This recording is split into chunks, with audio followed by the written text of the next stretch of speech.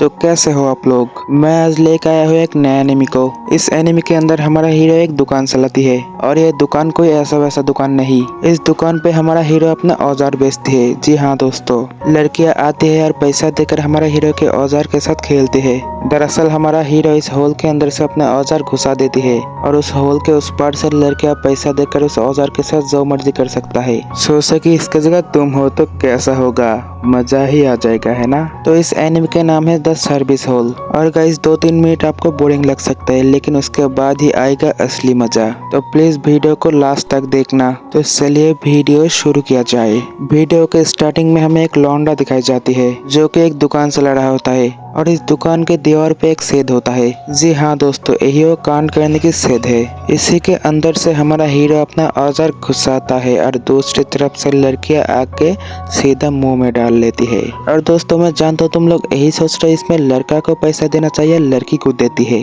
इसी बात पे हमारा हीरो बोलता है वो इस सिचुएशन पर आया कैसे। तभी कहानी पास्ट में चला जाती है। वो हमें बताती है कि उसको बचपन से ही बहुत पैसों का शौक था। बचपन से ही उसको पैसा चाहिए था, किस लिए चाहिए ये नहीं पता, लेकिन पैसा चाहिए। और उसको पता है कि पैसा ही सब कुछ है, पैसा से खुशी और प्यार सब कुछ खरीदा जा सकता है। यानी कि उसे बचपन से ही पता है पैसों का क्या हैसियत है, जिस वजह से वो बचपन से ही बहुत पैसों का लालची था, जिस वजह से वो बहुत मेहनत करता है और बहुत पैसा भी कमाता है।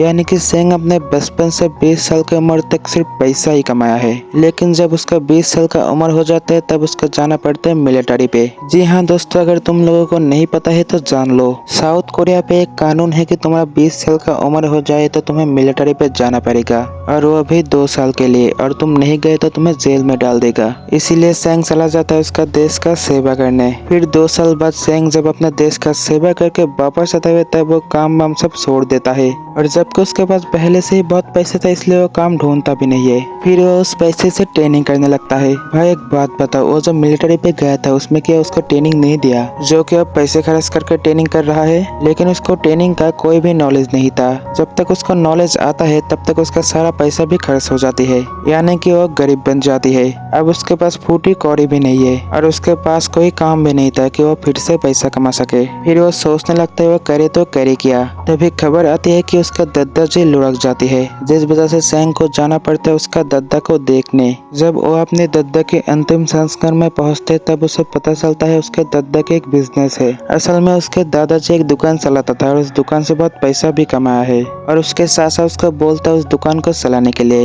इधर सेंग मना कर देता, लेकिन उसके पास कोई काम भी नहीं और कोई पैसा भी नहीं, इसलिए वो राजी हो जाती है और वो डिसाइड करता है कि वो अपना दद्दा का बिजनेस बहुत ऊपर ले जाएगा। इसलिए सेंग अगले दिन अपने दद्दा की दुकान पर जाती है और वो देखता है दीवार पे द सर्विस हॉल नाम के एक छेद है। उस दुकान पे असल में एक सर्विस दी जाती है, उस सर्विस के नाम है द हॉल। और आप लोग तो वीडियो के पहले ही जान चुके हो कि उस हॉल से क्या किया जाता है। फिर दूसरे सीन में हमें दिखाई जाता है एक शान का रोशन चेहरा और एक खूबसूरत लड़की चैंग की आंटी। जी हाँ दोस्तों, चैंग की आंटी बहुत ज्यादा खूबसूरत और बहुत जवान भी है। लेकिन इधर बात किया जाए चैंग की अंकल की तो वह बहुत ज्यादा बूढ़ा है। एक तो बूढ़ा है और सही से वह कर भी नहीं पाता है। और तुम लोग सोच रहे हो कि चैंग की अंकल बूढ़ा है तो उसका आंटी उससे शादी क्यों की। तो भाई मैं हूं ना, मैं बताता हूँ इसके पीछे का स्टोरी क्या है। असल में चैंग की अंकल के साथ चैंग की आंटी का कोई भी लेना देना नहीं है। उसका आंटी का कोई प्यार व्यार भी नहीं है उसका अंकल के साथ। और मैं जानता हूँ तुम लोग क्या सोच रहे हो, अगर चैंग की आंटी के साथ उसके अंकल का कुछ भी नहीं है तो उसने उसके साथ शादी क्यों किया।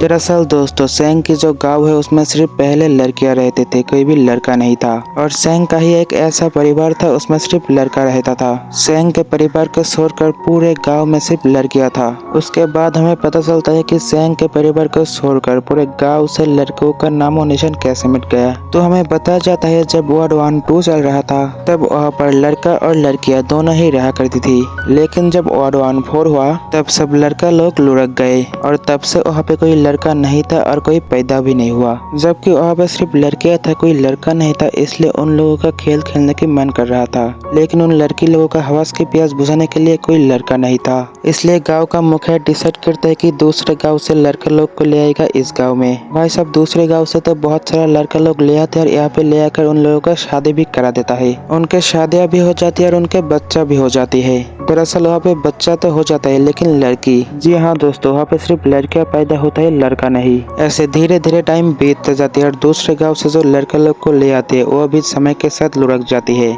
लेकिन एक बंदे को छोड़कर। और वो लौंडा था चैंग की दादा। चैंग की दादा को जब पता चलता है कि उस गांव में उसके अलावा कोई लड़का नहीं है तो वो सोचता है चलो इसका बिजनेस बनाया जाए, और उस बिजनेस का नाम होता है द सर्विस हॉल। जी हाँ दोस्तों, चैंग की दादा की रस्सी जल गई लेकिन बल नहीं गई।